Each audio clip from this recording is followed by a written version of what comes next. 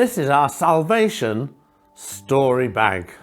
Everyone has sinned and come short of the glory of God.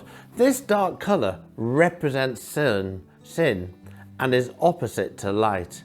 Sin separates us from God, and to get to heaven, we must receive God's forgiveness for our sins.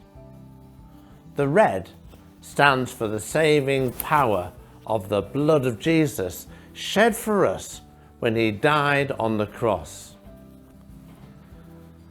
Chapter 1 John 1:7 tells us that the blood of Jesus cleanses us from all our sins.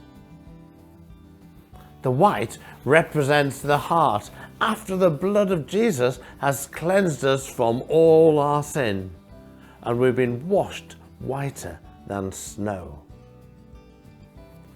The green represents growth. As we live, we should grow in grace and in the knowledge of our Lord Jesus.